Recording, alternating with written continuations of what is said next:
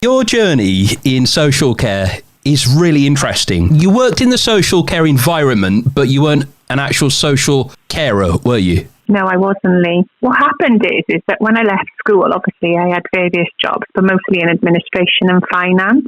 I eventually secured a promotion and I managed administration and finance teams, but in social services. So that was kind of like my first introduction to social services, really. And obviously members of the public used to come into our office and, sometimes they would be quite distressed. Sometimes, we try and reassure people, connect them then to social workers, team managers and nurses. And I kind of thought, I think this is a job maybe that I would like to consider and maybe thought about retraining. So I was in my 30s then when I decided to retrain. But the first step I thought was look at maybe securing a social work assistant job with a view to seeing, if this was a career for me, really. I get a feeling when chatting to you that you really, really enjoy your job. Is it the kind of job that you get a lot of satisfaction from, Collette? Most definitely, Lee. So I applied for the social work assistant role and then I was successful. I started around in the September time.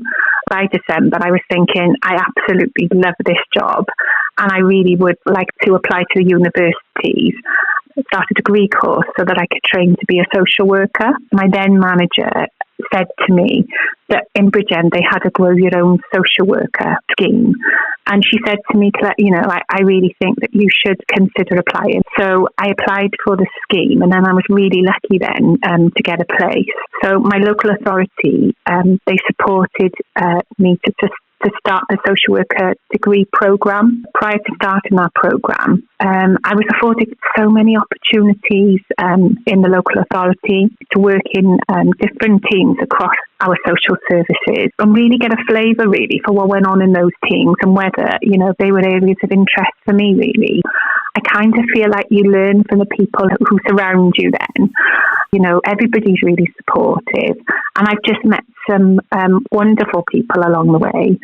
And I really do think in terms of the practitioner that I am, I'd like to think that I'm a part of all of them and the way that they've influenced me then to develop my practice and my knowledge. Everybody is just so supportive. When I first started out, I didn't consider myself as an academic. I think where my skills lie is, in terms of communication, working with people and trying to support and empower them. I needed to do the course in order to gain my qualification. I got through the course. I qualified. I'm now a qualified social worker. If I can follow that route, I don't see why other people wouldn't be able to either. And of course, there's other routes. If you felt like it was a social work assistant role that was appealing to you, where you don't have to complete the degree course. I've actually progressed now where I'm a team manager. So my career progression, I've been very lucky. You are working with people. And you feel like that you have made a difference. Helping other people actually is good for the soul. When you're kind of leaving, it's the end of the day and you're driving away. They're the times that we kind of reflect on what we've achieved during the day. Say, you feel that fire in your belly, in terms of today I've done something, I've made a difference. The local community of Bridgend, they're absolutely a superb community. One thing I love about living around here is the community spirit. If you need help, then someone is going to be there for you. I suppose that helps your role as well a little bit. I was going to ask you about training opportunities, which you've obviously identified. There's lots of training opportunities with Bridgend County Borough Council, but for anyone that is interested, in doing the same kind of job that you're doing, going into social care in some way, what would you say to them right now that could sort of tip them over the edge to go and find out more? I went to work for Bridgend in 2005 and I'm still working in Bridgend now. And one of the reasons I feel that it's a great local authority to work for, the training opportunities that they offer, there is a wealth of training. I would say that we're very, very much supported over the last year. They've given us access to a website.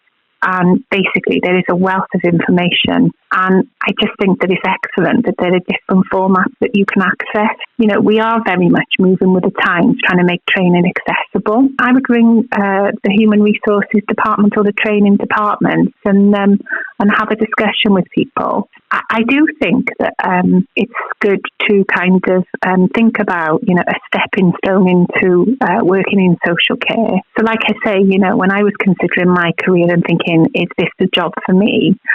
I thought, you know, actually, if I went into a social work assistant role, I felt that it would be a good stepping stone, really, so that I could decide whether that was the job for me, but also to give me some experience. There are social care positions available, training available right now. You've demonstrated that you really do love your job, Collette. Like I said earlier, it really comes through. Would you say you need to be a certain kind of person to do social care work? Well, I think you need to be somebody who really enjoys working with people. I think communication for me is a huge aspect of social work. You'll get training in terms of, you know, skills, knowledge, experience. But I think, you know, if you're a personable person who really enjoys being with people, who've got that type of personality, you have to be able to go into people's houses and develop a rapport with them quite quickly. Often there'll be people that you haven't met before. And if you can imagine now, Lee, you know, they're obviously at a time in their lives where, you know, potentially things are difficult or at a period of change. It might not be that easy, you know, for somebody to come into your house and talk about things that, you know, potentially could be quite private that you haven't spoken about before. So sometimes, you know, people will want you to just go and have a chat with them, you know, for them to familiarise themselves with you so that they feel that they can open up to people, really. It must be very rewarding as well, yeah? Yeah, most definitely. So your first podcast, nearly done and dusted. It wasn't as hard as you thought it would be. Just talking about your passion, and your passion just comes through. And I really, really hope that inspires other people, because there is a need for people in your industry at the moment. Most definitely, Lee. The last thing I'd like to say is if you're unsure, please ask to speak to, go to the training department, you know, and ask if there's somebody, you know, who you can have a chat with, really. Because if people are a bit fearful or there's any other information, you know, perhaps we can help with some of that. You've inspired me. You really have.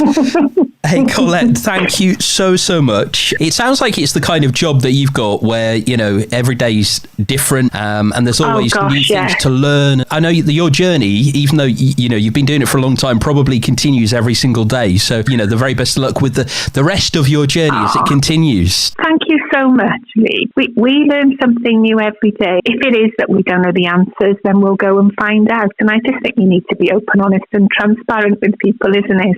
I learn something every day. I've enjoyed talking to you. It's been great. Thank you very much. And I really hope, you know, you sharing your experiences does help other people who are maybe thinking about going into social care. Keep up the amazing work as well, Collette. Oh, thanks, Lee. I hope so.